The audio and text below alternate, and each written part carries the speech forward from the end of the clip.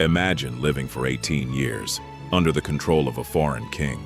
Every year your people are forced to bring tribute to the man who conquered your land.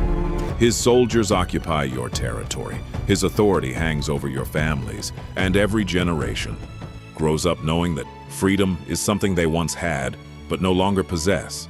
Now imagine that one day, a single man is chosen to change everything. He is not a king, he is not a famous general, and he does not command thousands of soldiers. He is simply a man named Ehud, a left-handed Israelite, carrying a hidden sword beneath his clothing. His mission is almost impossible. Walk directly into the palace of the most powerful man in the region. Stand alone before him and deliver a message that will change the history of Israel forever.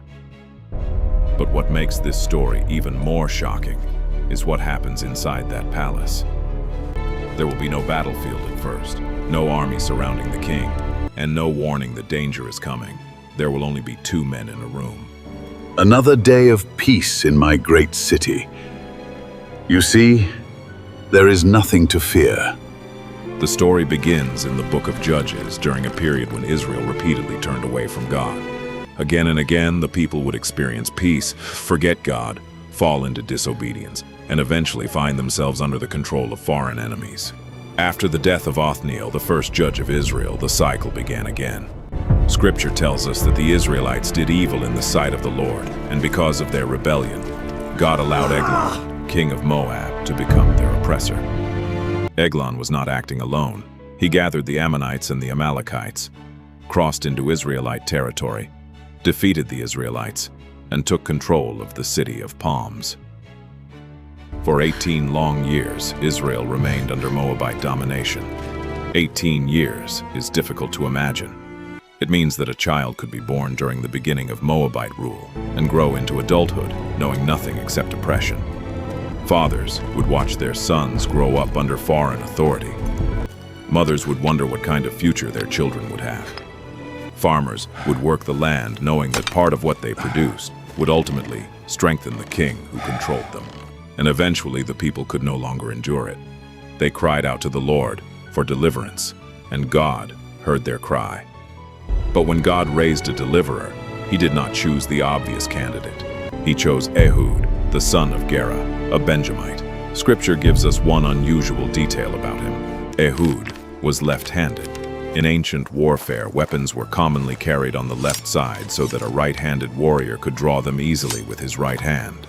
But Ehud's left-handedness gave him a natural advantage. He could reach across his body and draw a weapon from the opposite side, something an enemy guard would not necessarily expect.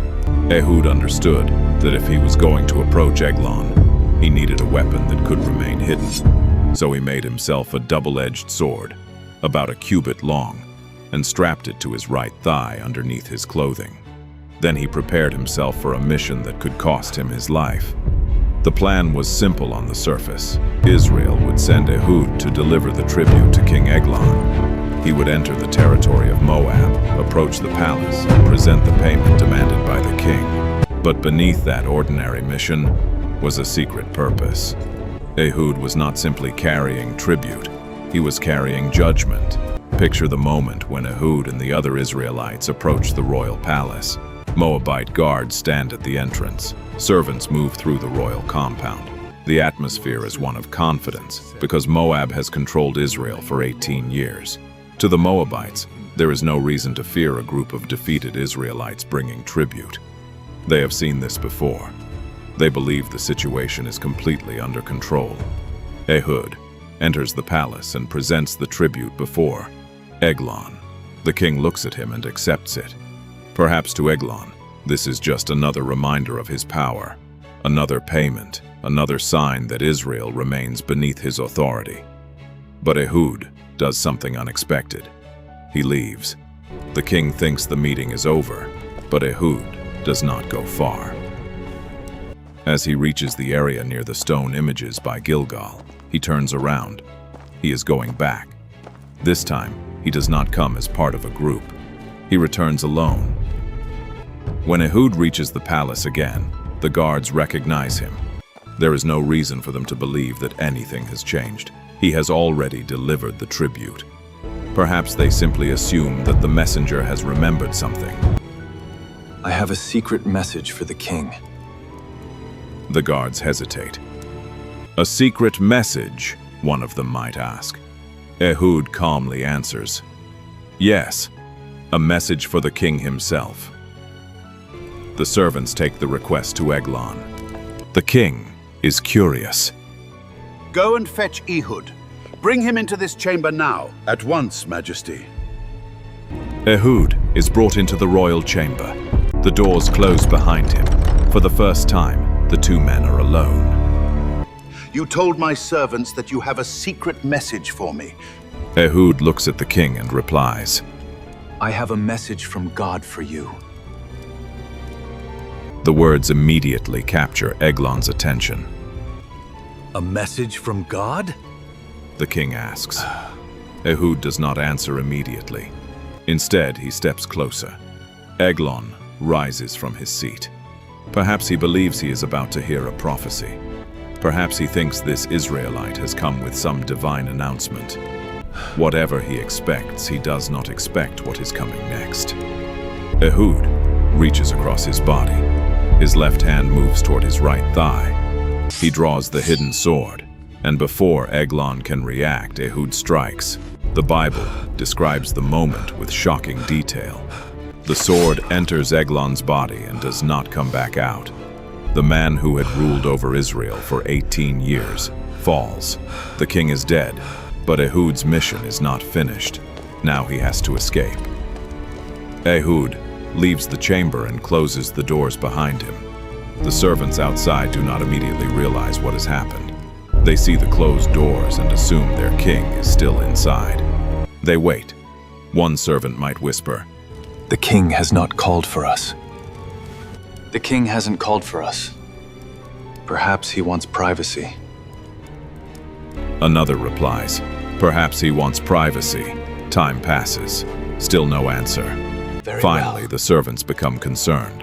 Ting, open the door. Very well. We must not disturb him. The king commanded us to wait here, but he should have called for us. Something is wrong. They hesitate, but eventually they unlock the doors, and then they see him. Eglon is dead. The king, who had seemed untouchable, is lying on the floor. But the man who killed him is already gone. Ehud has escaped from the palace and reached the hill country of Ephraim. There, he sounds the trumpet. The sound travels across the hills. Israelites hear it. Men begin gathering. Ehud stands before them and gives the command that will turn fear into action.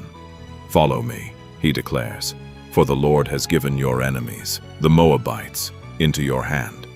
The people understand what has happened. Eglon is dead. This is their opportunity.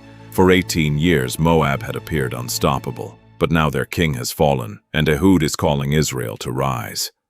The Israelites move quickly toward the Jordan crossings. Their objective is not simply to defeat the Moabites. They must prevent them from escaping back into their own territory. The fords of the Jordan become the key. Israelite forces take control of the crossings. Now the Moabites are trapped. Imagine the confusion among the Moabite soldiers when they begin hearing that the king is dead. They say the king is dead. How? Tell me how this happened. Eglon is gone. What will we do now? I don't know. I don't understand it. The news spreads through the army.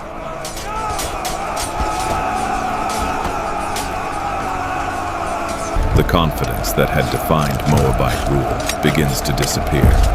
Their king is gone. Their escape route is blocked. And the people they had oppressed for 18 years are now standing against them. The Israelites attack. The Moabite army collapses. According to judges, around 10,000 Moabite men were killed that day, and not one escaped. The power of Moab over Israel was broken, and after the victory the land had rest, not for a few months, not for a few years, for 80 years. Think about the transformation. Before Ehud's mission, Israel had spent 18 years under oppression. After his victory, an entire generation could experience peace. Children could grow up, without seeing Moabite soldiers controlling their land. Families could live without the constant pressure of foreign domination. The people who had cried out for deliverance finally experienced freedom. But why is the story of Ehud so important? Because it reveals something about the way God works. When Israel needed deliverance, God did not choose the most obvious person. He chose someone unexpected. Ehud's left-handedness may have been seen as unusual, but in this mission, it became part of his advantage. The very characteristic that made him different helped him carry out the task. And that gives this ancient story a lesson that reaches far beyond the battlefield. Sometimes we look at the things that make us different and assume they make us weaker. But God can use unexpected qualities, unexpected people, and unexpected circumstances to accomplish something greater than we can see. Eglon had everything that appeared to guarantee security. He had a kingdom. He had soldiers. He had servants. He had political authority. He had wealth and power. For 18 years, he had controlled Israel. But power can create a dangerous illusion.